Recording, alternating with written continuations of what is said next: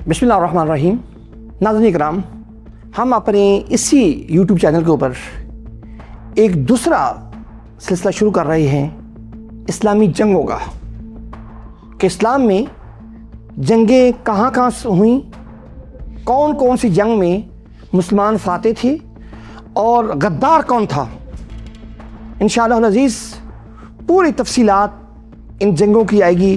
पहले खुलफाए अरबा, फिर उसके बाद बनु उमैया, बनु अब्बास, और फिर जो बाकी जंगें हुई हैं इस्लाम की, उन सब का इंशाअल्लाह अज़ीज़ इस यूट्यूब चैनल के ऊपर ज़िक्र होगा।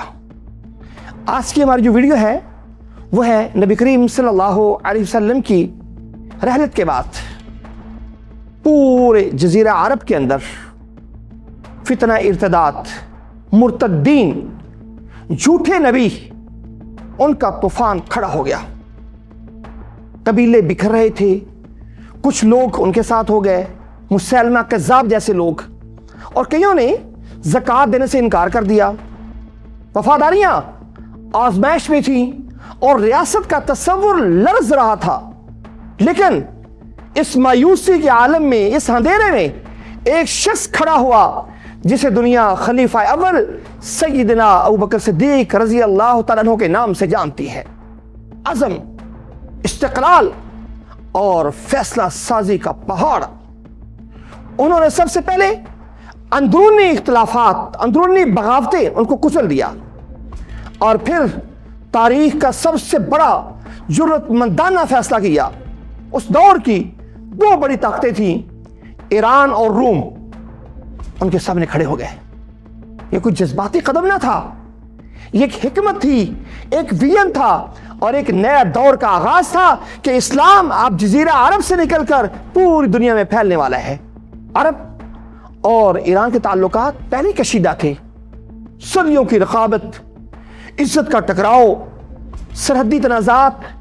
लेकिन अब यह मामला सिर्फ सरहदों तक न था, अब सवाल एक नए निज़ाम का था। एक तरफ वो खिता था जो ज़रखेज़ था, जो दौलत से भरा हुआ था, दजला और फुरात की वादियां, जहां ताकत और सियासत एक साथ चलती थी, और दूसरी तरफ उभरती हुई उम्मत थी जो जुल्म और ज्यादती से आज़ादी और अदल का पैगाम लेकर उठी थी। ईरानी सल्तनत अंदर से कमज़ोर हो रही थी। उसकी वजह यह थी कि बादशाह बार बार बदल रहे थे, इख्तिदार लर्ज़ रहा था, अंदरूनी तौर पर इंतशार था। यही वो वक़्त था जब तारीख ने अपना अगला मोड़ लिया। खलीफा अव्वल सैयदना अबू बकर सिद्दीक रज़ी अल्लाह तआला अन्हु ने अरे खालिद बिन वलीद को इराक़ की तरफ रवाना कर दिया। वही खालिद जिसे बाद में सैफुल्लाह का लक़ब दिया गया, अल्लाह की तलवार, और जिस्म में कोई ऐसी जगह नहीं थी जहां पर तलवार और तीर का निशान ना हो। और ये अल्लाह की तलवार बहुत मजबूत थी। आपकी फौज छोटी मगर मजबूत थी, हौसला इतना बड़ा कि सल्तनतें उसके सामने छोटी दिखाई देती थी। पहली झड़पें हुई, फिर वो सिलसिला शुरू हुआ जिसने इराक की जमीन को एक नई तारीख दी। काज़मा, मज़ारा, दजला, एक के बाद एक मार्का, और हर मार्के में एक ही पैगाम वाज़ेह था। ताकत, तादाद कुछ नहीं थी, सिर्फ ईमान और हिकमत था। हुर्मुज़ जैसे ताकतवर जर्नैल वो भी इस हकीकत के सामने ना ठहर सके। क्यों? मैदान जंग सिर्फ तलवारों का नहीं, नजरियात का होता है, मुकाबला नजरियात का होता है।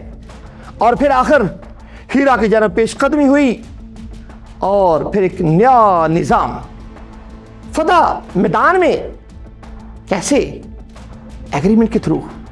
आखिर वो सब ढेर हो गए, उन्हें मालूम हो गया कि मुसलमान अब हमें छोड़ते नहीं हैं। ये जंग न थी, ये एक नए दौर की बुनियाद थी, जहां ताकत और मेयार बदल रहा था, जहां तारीख खुद ये लिख रही थी कभी छोटी सी जमातें भी बड़ी बड़ी सल्तनतों को बदल सकती हैं। और खलीफा अव्वल सैयदना अबू बकर सिद्दीक रज़ी अल्लाह तआला अन्हु ने यह साबित कर दिया کہ اگر انسان کا ایمان مضبوط ہو، نظریہ مضبوط ہو، تو پھر بڑی سے بڑی طاقتیں بھی آپ کے پاؤں میں سجدہ زیر ہو سکتی ہیں۔ اپنے میزبان امتیاز احمد تارڑ کو اجازت دیجیے۔ السلام علیکم ورحمۃ اللہ وبرکاتہ۔